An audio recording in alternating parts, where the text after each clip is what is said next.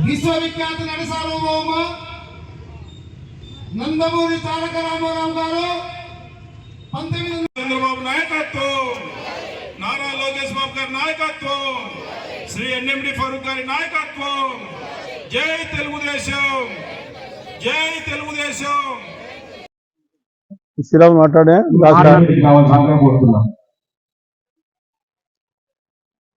Subrahmanyam photo కొడుతున్నాడు, అందరు ఉన్నారు. కొత్తపల్లి సర్పంచ్ నారాయణ సంఘం నుంచి మద్దయ్య గారు సన్మానం చేస్తున్నారు. అదేవిధంగా యాదవ సంఘం నుంచి శివశంకర్ అన్న వాళ్ళ సోదరుడు చాలా సన్మానం చేస్తున్నారు. సన్మానాలు ఆఖరిలో పెట్టుకున్నాం. రమేష్ ఆఖరిలో పెట్టుకుంటే తెలుసు అతడు రాజశేఖర్. అదేవిధంగా వాల్మీకి బోయ సాధికార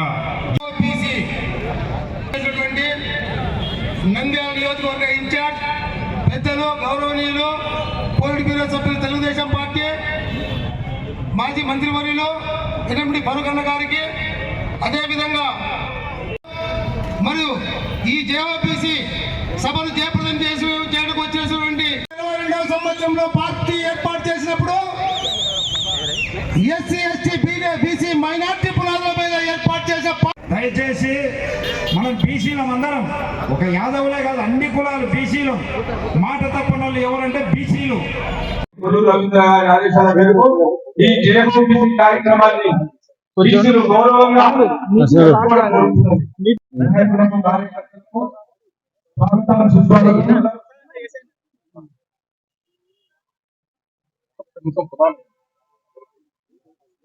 తెలుగుదేశం పార్టీ హయాంలో మరి 13,000 ఇల్లు కట్టిస్తే భూమా బ్రహ్మానంద రెడ్డి గారు, భూమా నాయరెడ్డి గారు మరి ఈ జిల్లాలంతా నంద్యాలంతా సందులో 8 తూర్లు కరెంటు బిల్లు పెంచాడు.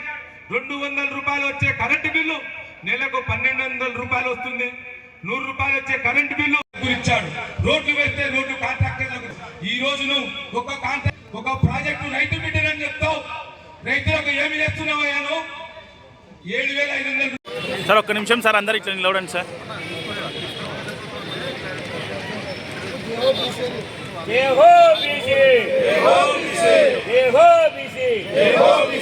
మనకు మంచి అభ్యర్థిని ఫరూక్ గారిని ఎంచుకోవడం జరిగింది. దయచేసి సోదరులారా మనం కూడా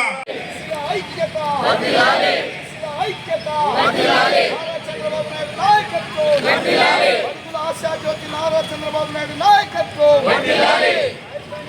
ఫరూక్ సార్ నాయకత్వం, ఫరూక్ సార్ నాయకత్వం.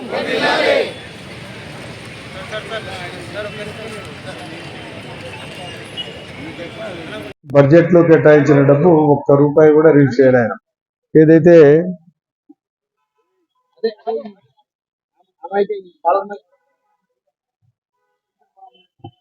ఏం బాగాలేదు. ఇది బడ్జెట్ లో కేటాయించిన డబ్బు మన రాజ్యాంగ ప్రమాణం, మన హక్కని.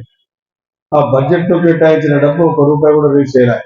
ఏదైతే బడ్జెట్ లో కేటాయించిన డబ్బులు ఉన్నాయో అవన్నీ కూడా ఆయన నవరత్నాలు అని చెప్పి డైవర్ట్ చేసి ఇవన్నీ మీకు ఇస్తున్నాను నవరత్నాలు అని చెప్పేవాడు.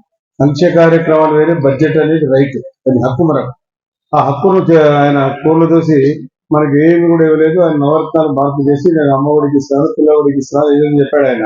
అవన్నీ అవసరం లేదు, ఎందుకంటే ప్రభుత్వం సంక్షేమ కార్యక్రమం ఏ ప్రభుత్వం ఇస్తుంది, అది వేరే కానీ ఇది వేరే. వాటి బడ్జెట్ లో కేటాయించిన డబ్బు ఒక్క రూపాయి కూడా ఇవ్వలేదని చెప్పి చెప్పండి. ఈ రోజు ఎప్పుడైతే నిన్నను మొన్న ఎవరు వచ్చారు, యాక్సిడెంట్ అయిపోయింది మాకు చంద్రన్న కాలం కింద 2 లక్షలు లేకపోతే 5 లక్షల రూపాయలు వచ్చేది, ఒక్క రూపాయి కూడా రావడం లేదు. అది అయిపోయింది. సంక్రాంతి పండుగ అయిపోయింది, అదే క్రిస్మస్ పండుగ అయిపోయింది, మన రంజాన్ పండుగ రాబోతోంది.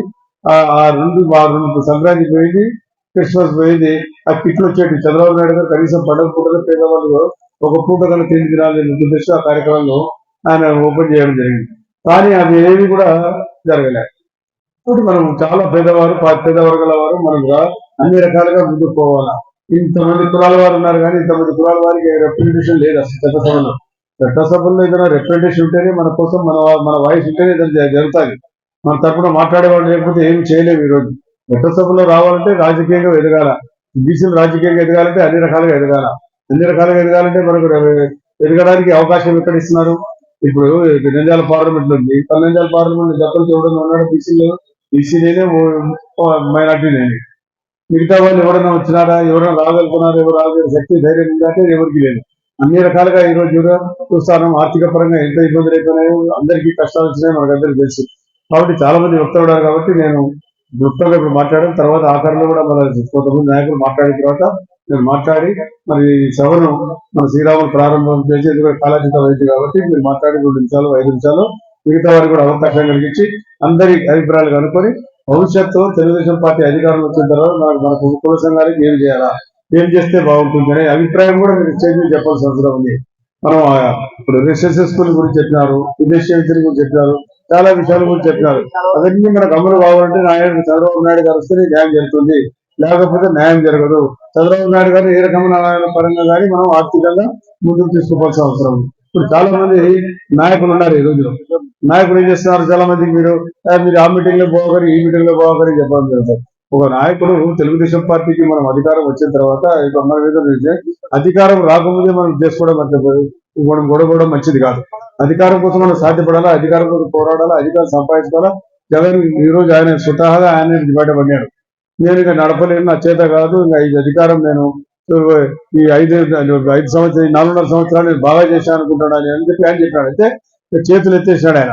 కాబట్టి రాబోయే తెలుగుదేశం పార్టీ ప్రభుత్వం మహిళలకు కానీ బిడ్డలకు కానీ మనకు న్యాయం జరగాలంటే, మన బీసీలకు న్యాయం జరగాలంటే చంద్రబాబు గారి నాయకత్వం రావాలా. ఈ రోజు వ్యవసాయం చూస్తా ఉన్నాం, నీటి ఎంత ప్రమాదకరంగా ఉందో, భవిష్యత్తులో తాగడానికి కూడా నీటి ఇబ్బంది వచ్చే పరిస్థితులు ఉన్నాయి. దీన్ని కూడా గమనించాల్సిన అవసరం ఉంది చెప్పి ముఖ్యంగా తెలియజేస్తా ఉన్నాను. కాబట్టి ఈ కార్యక్రమాన్ని సజావుగా గౌరవంగా శ్రీరాములు గారు ప్రారంభోత్సవం చేసి పురోగతిగా వేదికలు కూడా అవకాశం ఇవ్వాలని చెప్పి కోరుకుంటూ, మరి ఈ అవకాశం ఇక్కడ కల్పించారు కాబట్టి పార్టీ పరంగా అందరూ కూడా పేరున ఇక్కడికి ఇచ్చేసా మేము పార్టీ వారికి, అదేవిధంగా మరీ ముఖ్యంగా మాతో కలిసి మాతో సహజీవనం చేస్తున్నటువంటి పార్టీ జనసేన పార్టీ వారికి కూడా ముఖ్యంగా వారికి కూడా ధన్యవాదాలు తెలియజేస్తాను. వారి నాయకులు కూడా రావడం జరిగింది, వారి సందేశాలు కూడా ఇవ్వాల్సిన అవసరం ఉంది.